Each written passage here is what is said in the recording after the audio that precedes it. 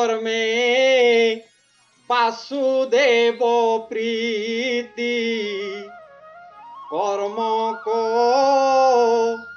ঋণ ক্ষয় জাতি।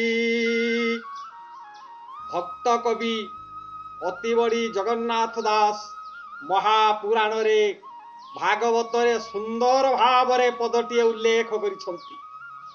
ଅକର୍ମେ ବାସୁଦେବ ପ୍ରୀତି କର୍ମ କରିଣ କ୍ଷୟ ଯାନ୍ତି। ଆମେ ସମସ୍ତେ କହନ୍ତି ଇଏ ସଂସାରକୁ ଏକା ଆସିଛନ୍ତି, ଏକା ଆମେ ଚାଲିଯିବା।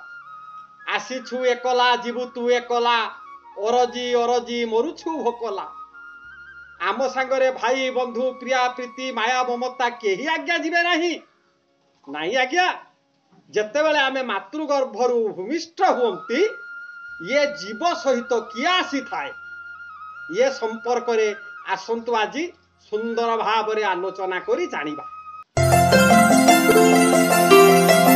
ମୁଁ ସୁନ୍ଦର ଶ୍ଲୋକଟିଏ କହୁଛି। ଭବେତ୍ୟନୁ ପ୍ରାଣବାୟୁ ବାରିଦସୁ ସମିଳିତ୍ୱା ଧରଂ ସତ୍ତ୍ୱା ଚାନ୍ୟାକାରେ ସମଷଷ୍ଠ ଧନଂ ଭୂତ୍ୱା ତୟା ଶୁକ୍ରଂ ରତି କାଳେ ତତ୍ଶୁକ୍ରଂ ସ୍ତ୍ରୀ ଗର୍ଭଂ ଗଛେତ୍ ଧ୍ରୁଗାକାରଂ ଦୁଃଖ ଭୋଗଂ ଭୋଗର୍ଣ୍ଣଂ କର୍ମ ବନ୍ଧଳେ। ପିତା ମାତାଙ୍କର ସଙ୍ଗମ ସମୟରେ ପିତାଙ୍କର ବ୍ରହ୍ମବୀର୍ଯ୍ୟ ଯେତେବେଳେ ମାତାଙ୍କର ଶ୍ଵେତଦଳ ପଦ୍ମ ଉପରେ ପଡ଼େ ସେହି ଦିନ ଠାରୁ ମାତା ଗର୍ଭବତୀ ହୁଅନ୍ତି। ଦିନକୁ ଦିନ ଗର୍ଭ ଉଦ୍ଯୋଗ ତାଙ୍କର ବଢ଼ିବାରେ ଲାଗେ। ଆମର ଭାଗବତରେ ଜଗନ୍ନାଥ ଦାସ କହିଥିଲେ ଅକର୍ମେ ବାସୁଦେବ ପ୍ରୀତି।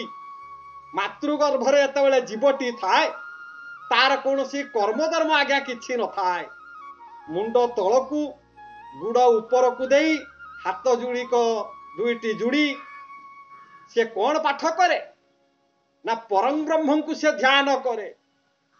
ମନ୍ତ୍ର କ'ଣ ଆଜ୍ଞା ନା ଓಂ ନମୋ ଭଗବତେ ବାସୁଦେବାୟ।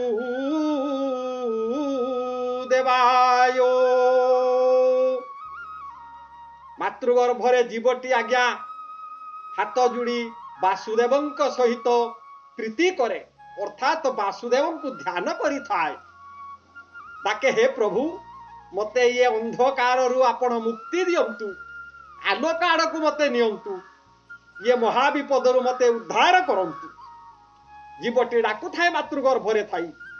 ଯେତେବେଳେ ସେ ମାତୃଗର୍ଭରୁ ଭୂମିଷ୍ଠ ହୁଏ ଜୀବ, ତା ସଙ୍ଗରେ କିଏ ଆସେ ଆଜ୍ଞା ନା ଜୀବ ସହିତ ପରମ ମଧ୍ୟ ଆସିଥାଏ। କାହିଁକି ନା ଇଏ ପିଣ୍ଡ ହଉଛି ଜୀବ ପରମର ଖେଳ ଘର। ଜୀବ ସଦା ସର୍ବଦା ପରମକୁ ଭଜୁଥାଏ। ଯେତେବେଳେ ଜୀବ ମାତୃଗର୍ଭରୁ ଭୂମିଷ୍ଠ ହୁଏ ଇଏ ମାୟାମୋହ ସଂସାରରେ ପଡ଼ି ମା ଗର୍ଭରେ ଯେଉଁ ଭଜୁଥିଲା ଯେଉଁ ବାସୁଦେବଙ୍କୁ ତାଙ୍କୁ ସିଏ ଭୁଲିଯାଏ। ମାୟା ସଂସାରରେ ମୋହିତ ହୋଇ କର୍ମ କରି କରି ଖଟି ଖଟି ଜୀବନ ସାରା ମୃତ୍ୟୁବରଣ କରେ। ଜୀବନର ଯେତେବେଳେ ମୃତ୍ୟୁ ଘଟେ ତା ଆଗେ ଆଗେ ପରମ ଯାଇଥାଏ, ତା ପଛେ ପଛେ ଜୀବ ଯାଇଥାଏ। ତେଣୁ ଇଏ ହେଲା ଜୀବ ପରମର ଖେଳ ଘର। ଏଥିରୁ ଆମେ ଉପଲବ୍ଧି କଲେ ଯେ ଜୀବ ସହିତ ପରମ ମଧ୍ୟ ଆସିଥାଏ। ଦୁଇ ଜଣ ଆସନ୍ତି ଏବଂ ଦୁଇ ଜଣ ସାଙ୍ଗରେ ଯାଆନ୍ତି। ହଉ ଆଜ୍ଞା, ଆଜି ପାଇଁ ଏତିକିରେ ରହିଲି। ଜୟ ଜଗନ୍ନାଥ।